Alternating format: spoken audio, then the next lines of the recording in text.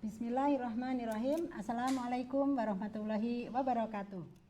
Perkenalkan, nama saya Tri Budiastuti, SE MSI, sebagai dosen ITB AD Ahmad Dahlan, di mana kami mengampu program studi S1 Manajemen di kampus Institut Teknologi Ahmad Dahlan Jakarta, di mana saat ini saya dalam proses mengikuti sertifikasi dosen gelombang 1 tahun 2026 yang dilaksanakan atau diselenggarakan oleh Departemen Kementerian melalui kampus ITB Ahmad Dahlan yang kita cintai ini. Pada kesempatan ini saya ingin menyampaikan yaitu tentang makalah pengantar bisnis dengan kode MKA kode MK KK 351405 dengan rumpun mata kuliah yang diharuskan, yaitu wajib ya, mata kuliah wajib dengan bobot perkuliahan 3 Adapun deskripsi singkat dari mata kuliah ini adalah mata kuliah pengantar bisnis ini memberikan pemahaman sebagai dasar mengenai konsep, prinsip, dan praktek bisnis sebagai fondasi dalam mempelajari ilmu manajemen, khususnya dalam bisnis, di mana materi pembelajaran ini meliputi tentang konsep bisnis itu sendiri, lingkungan bisnis, kewirausahaan yang kita bangun, bentuk organisasi bisnis, dan tak lupa etika bisnis itu harus dikedepankan. Selain itu juga tanggung jawab sosial suatu perusahaan atau CSR itu harus dilakukan juga oleh suatu perusahaan.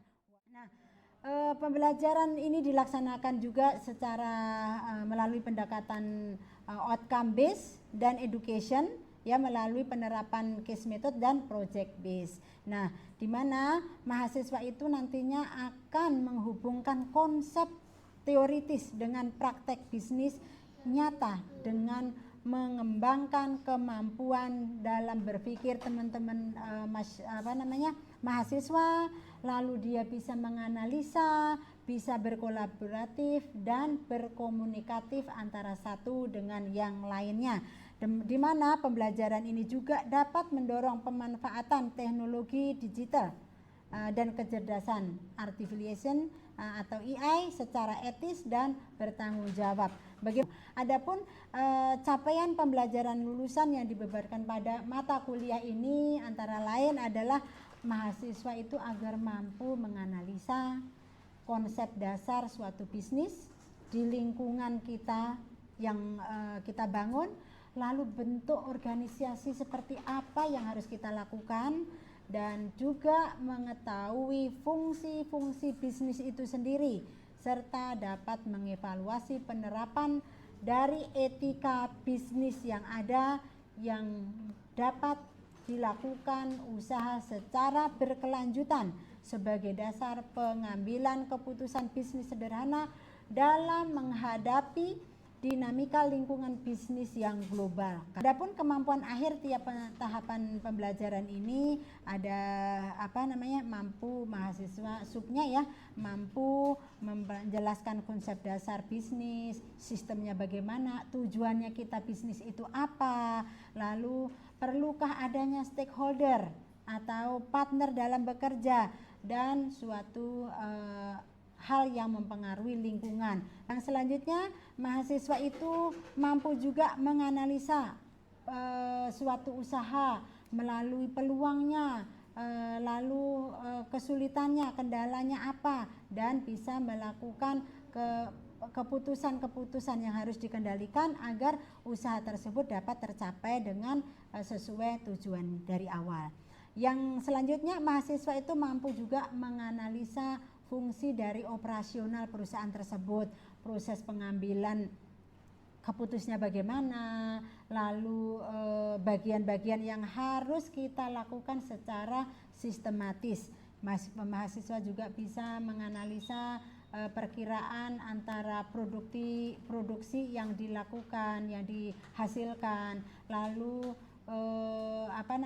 sebagai mata rantai ya, penjualannya, demandnya bagaimana. Kita harus tahu letak demografis kita yang ada di sekeliling kita. Yang selanjutnya, mahasiswa juga mampu juga menganalisa transformasi digital e-commerce ya. Dengan adanya e-commerce ini, apabila si mahasiswa ataupun calon pebisnis ini bisa menguasai e-commerce, tentunya mereka akan lebih mudah lagi untuk melakukan pemasaran-pemasaran yang dilakukan secara online ya, dibandingkan dengan secara offline ya, karena kini semuanya harus mengikuti terhadap perkembangan zaman yang ada. Lalu mahasiswa juga mampu dapat mengevaluasi permasalahan bisnis yang ada. Ini yang terkendala ada di mana ya, maka harus menyusun alternatif model bisnis. Pokok bahasan yang nanti disampaikan itu ada 14 kali pertemuan, itu materi dan latihan-latihan ya, interaksi ya, antara lain yaitu konsep dasar bisnis dan sistem bisnis yang ada, lingkungan bisnis itu baik internal maupun eksternal, juga kewirausahaan yaitu dengan mengidentifikasi peluang bisnis yang ada. Yang selanjutnya etika bisnis yang harus dikedepankan melalui CSR ya. Yang selanjutnya bahwa fungsi manajemen dan operasi bisnis itu lalu bisa harus mengambil keputusan yang tepat ya, yang cocok dengan kondisi yang ada. Yang selanjutnya manajemen pemasaran dan perilaku konsumen. Di sini manajemen pemasaran itu ditentukan oleh adanya perilaku konsumen. Lalu yang selanjutnya adalah mengenai manajemen dan dalam bisnis. Nah, manajemen keuangan dalam bisnis ini adalah sebagai jantungnya usaha. Usaha tanpa bisnis tentunya juga tidak bisa jalan ya, tidak bisa jalan. Itu bersinggungan dengan mengenai sumber daya manusia. Yang selanjutnya adalah transformasi digital atau e-commerce ya, melalui fintech, AI ya, dalam bisnis itu sangat mendukung usaha kita supaya bisa berlanjut. Lalu juga analisa kasus bisnis, yaitu dengan cara melakukan pengecekan sampel dari pebisnis lain. Jadi untuk mengetahui kesuksesan bisnis pesaing kita itu di mana gitu ya, supaya kita bisa mengejar kekurangan kita sehingga tidak terkalahkan, bisa terus berkesinambungan usaha kita. Ya, adapun mata kuliah ini dengan berbagai referensi utama yaitu dari Griffin R.W. L. Ilbert tahun 2023 yaitu tentang Business Essential ya. Lalu yang kedua oleh Farrell O.C. dalam bukunya tahun 2024 yang berjudul Business Changing World, yaitu terkait nanti ya yang globalisasi itu dari situ. Lalu Nicholas WG yaitu dan McHugh yang dalam bukunya tahun 2024 yang berjudul Understanding Business dan lain sebagainya. Adapun pembelajaran ini melalui media Learning Management System, yaitu platform pembelajaran untuk mengakses materi, tugas, diskusi itu sudah ada dari dulu menggunakan materi PowerPoint yang kiranya bisa di-share kepada teman-teman semua, kepada mahasiswa, dan itu semua juga sudah di upload oleh para dosen dan mahasiswa bisa mendownloadnya pada link masing-masing ya. Lalu kita belajar bisa melalui Zoom meeting atau Google Meet ya, media komunikasi virtual ya. Adapun perangkat keras yang kita gunakan itu adalah laptop, notebook dan lain sebagainya. Lalu kalau kita offline itu tentunya dengan whiteboard dan lain sebagainya. Tentunya kalau di kampus juga kita memerlukan proyektor. Bismillahirrahmanirrahim. Assalamualaikum warahmatullahi wabarakatuh. Waalaikumsalam warahmatullahi wabarakatuh. Alhamdulillah, sepertinya sudah pada makan semua ya. Semangat, selamat siang. Udah sholat semua? Ini memasuki sesi kedua. Alhamdulillah, pengantar bisnis. Nah, fungsi manajemen itu sangat diperlukan. Kenapa sangat diperlukan? Ada yang tahu? Alhamdulillah, satu, agar tidak bangkrut. Yang kedua, terarah, terstruktur, lalu bisa berkelanjutan. Ya, fungsi manajemen itu apa? Lalu fungsi operasional bisnis, lalu produktivitas dan efisiensi dalam melakukan bisnis, lantas proses dalam pengambilan keputusan dalam bisnis kita atau usaha kita, baik itu mau melanjutkan usaha kita, membuka lagi cabang kita untuk memperbanyak aset kita. Beberapa penyebab umumnya itu diantaranya ada 4 hal ya, ada 4 hal, yaitu adanya perencanaan yang kurang matang. Jadi jangan hanya ikut-ikutan ya teman-teman, kalau bisnis itu jangan ikut-ikutan karena terbawa teman-teman usaha ini buka bengkel, aku juga gitu ya, boleh, tapi bisa jangan dekat-dekatan dengan yang sudah membuka. Walaupun kita ketahui, kita yakini bahwa rezeki itu dari mana aja, walaupun dekatan kita nggak tahu akan datangnya kemana rezeki ya. Yang kedua, struktur organisasi yang tidak jelas, apalagi yang sudah besar teman-teman. Nah itu harus tahu struktur organisasi itu harus dibuat job description-nya itu semuanya diberikan tanggung jawab masing-masing. Jangan sampai double, kita memproduksi iya, kita memasarkan juga, packaging juga gitu ya. Jadi jangan dipegang sendiri. Kalau udah besar, kalau masih merintis bolehlah di double job gitu ya. Lalu yang ketiga, kepemimpinan yang kurang efektif. Apa yang dimaksud itu? Seorang pemimpin yang tidak bertanggung jawab, atau pemimpin itu udah saya serahkan kepada yang sudah saya beri tanggung jawab, jadi tidak ada kontrol ya, tidak ada kontrol sehingga mereka lalai, lalu keterusan, kebablasan usaha tersebut bisa mandek atau kurang produktif ya. Lalu pengendalian yang lemah, itu salah satunya pemimpin yang tidak mempunyai pengendalian yang kuat atau lemah, itu tadi akan mengakibatkan misalkan ada terjadi kecurangan, fraud di dalam usaha tersebut, karyawannya ada yang nakal, katakan gitu ya, ada yang nakal, ternyata karena dia tidak merasa diawasi oleh bos, manajemennya, ya udah terus lanjut, namanya juga setan ya, padahal kita sudah didasari agama yang kuat gitu, namun namanya setan itu lebih kuat dalam menggoda kita ya. Makanya teman-teman, ketika kita dimanapun kita berada, selalu membaca istighfar, selalu ingat Allah supaya kita tidak terbawa arus, terbawa godaan syaitan. Nah, fungsi dasar manajemen ini, suatu usaha itu pastinya harus didahului dengan suatu planning. Nah, Mas Adam, planning apa setelah Anda lulus dari kampus ITB AD Ahmad Dahlan ini? Mungkin kalau bagi saya untuk sekarang saat ini yang saya lakukan adalah membangun sebuah bisnis usaha kecil-kecilan untuk sebagai backup plan lah sebenarnya. Misalkan saya di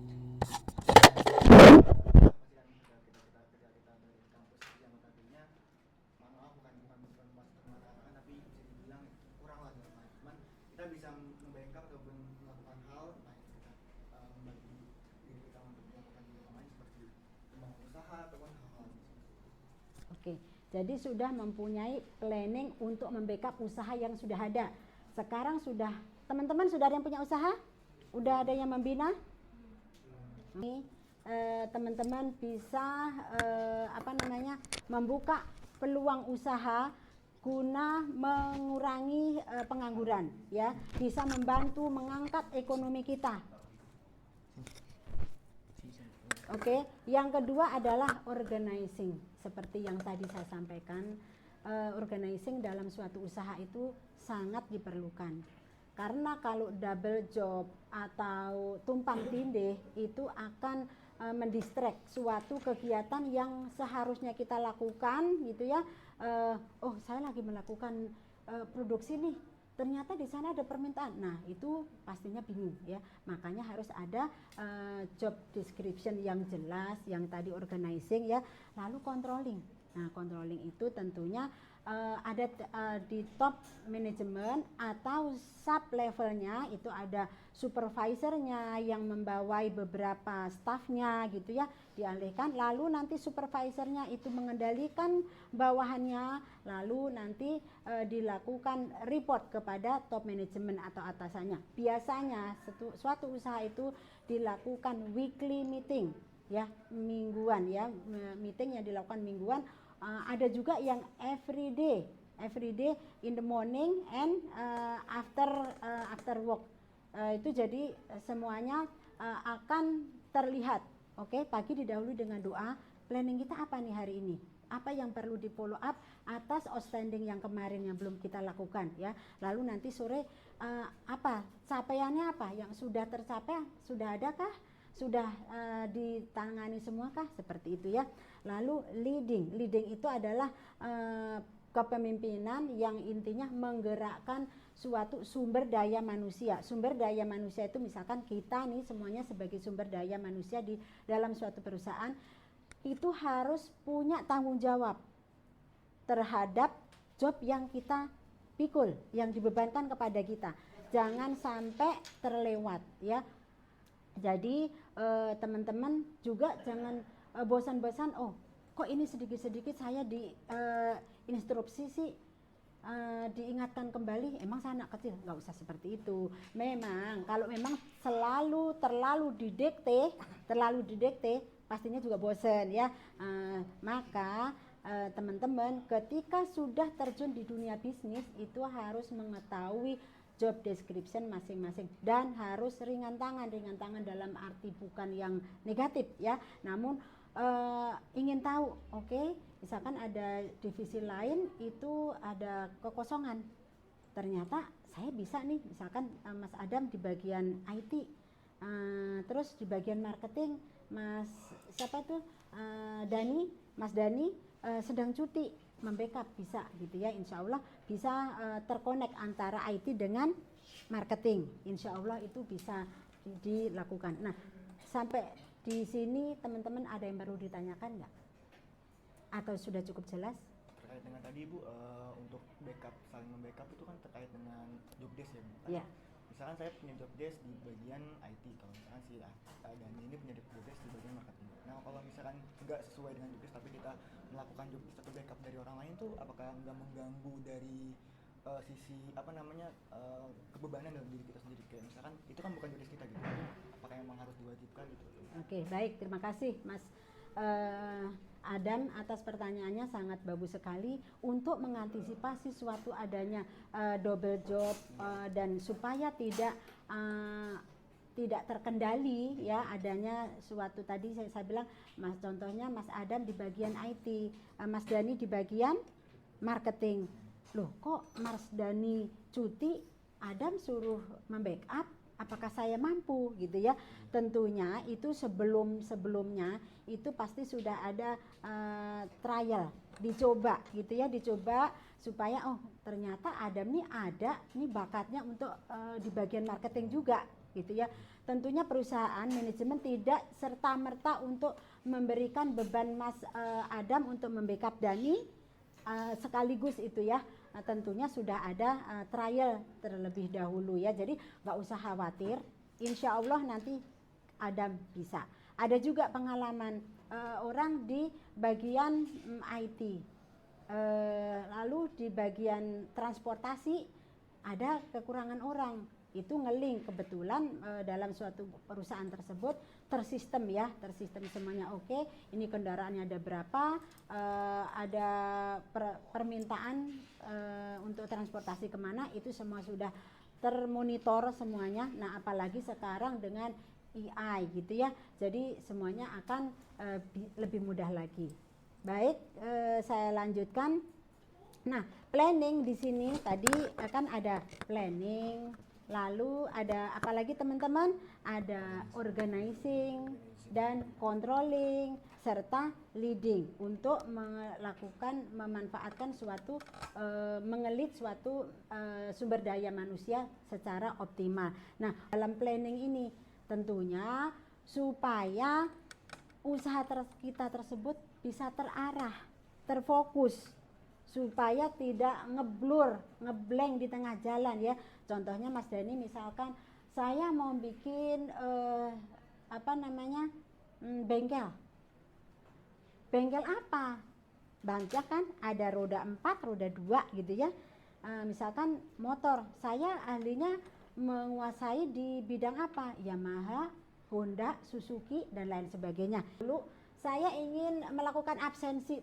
Ahmad Rozikin Nur Afan Dani. Oke, terima kasih. Macet nggak tadi? Kok saya lihat tadi telat? Oke, terima kasih. Mudah-mudahan besok bisa terhindar lagi ya. Adam Putra Tarigan. Hadir Ibu. Oke, terima kasih. Lalu Sayyid Ahyar Hidayatullah. Hadir Ibu. Oke. Perempuan, dari tadi kok laki-laki ya. Perempuan Yuli Hikmah. Alhamdulillah. Kenapa selalu di belakang? Karena sunnahnya wanita duduk di belakang. Oke, baiklah. Ayah Najwa Azkiyah. Oke, terima kasih. Oke, terima kasih teman-teman atas kehadirannya. Alhamdulillah 100% hadir semuanya. Semoga. Nah, melakukan organizing itu kan dalam suatu usaha ada beberapa divisi. Ada divisi HRD, ada divisi keuangan, marketing, operasional. Dari 4 divisi ini teman-teman mana yang kiranya cenderung untuk menempati posisi?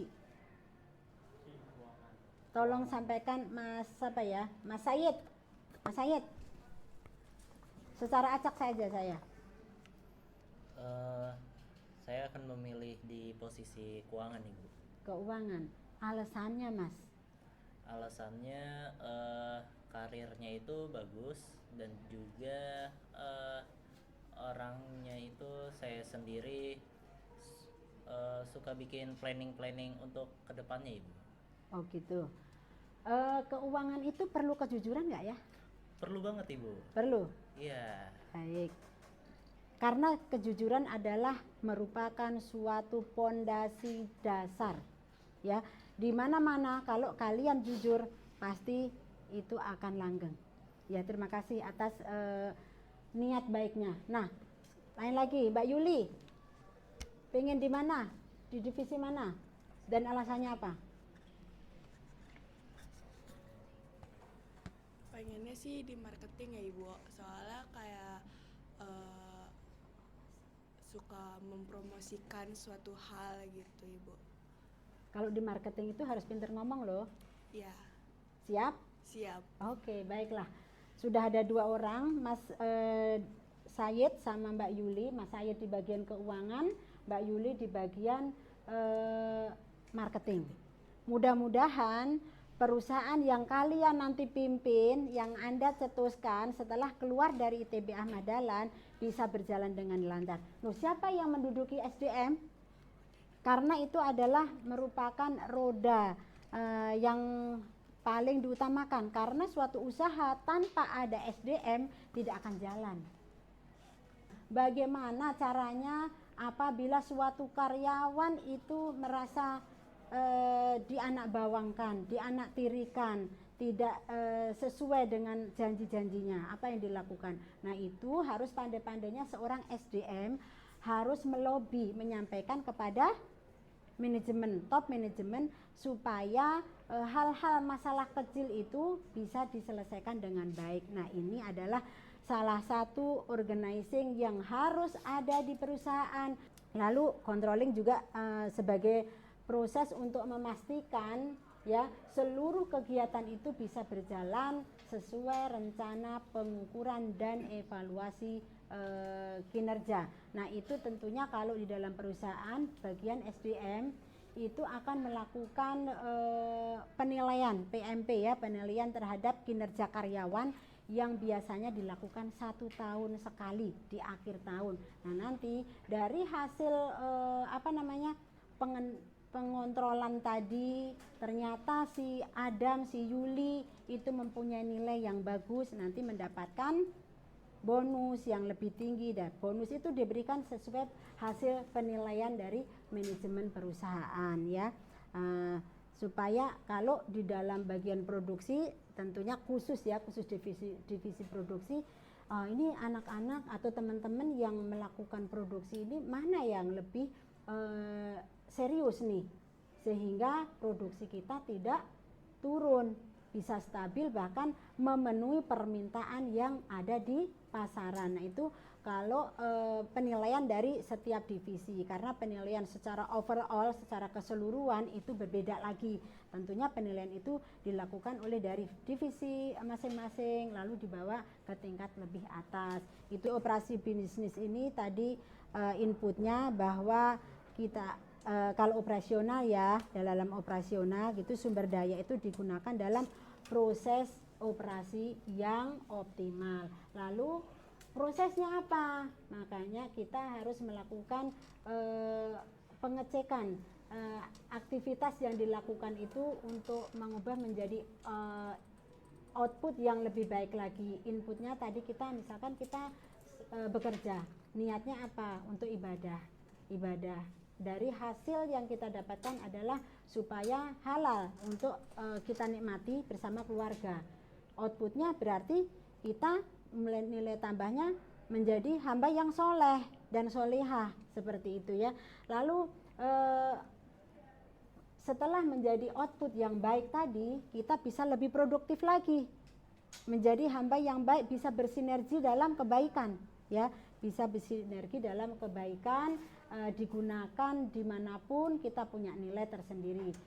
Lalu customer kita, nah pelanggan itu menerima produk kita, jasa kita yang kita penuhi, dan mereka bisa puas ya, puas dengan jasa atau produk kita yang kita miliki, yang nanti end user gunakan. End user itu apa sih? Pengguna akhir ya, pengguna akhir. Contohnya teman-teman tahu ya mineral yang sekarang yang dari awal Aqua, yang memproduksi siapa? PT Danone ya, PT Danone. Kenapa sih semua air padahal mereknya lain sekarang bilang Aqua? Karena yang pertama kali muncul adalah Aqua gitu ya. Nah, yang menggunakan siapa? Kita semuanya ini adalah sebagai end user. Apa yang kita rasakan dari air Aqua tersebut? Seger. Dia udah dicek di lab, teruji bahwa dia adalah pH-nya tinggi dan sebagainya.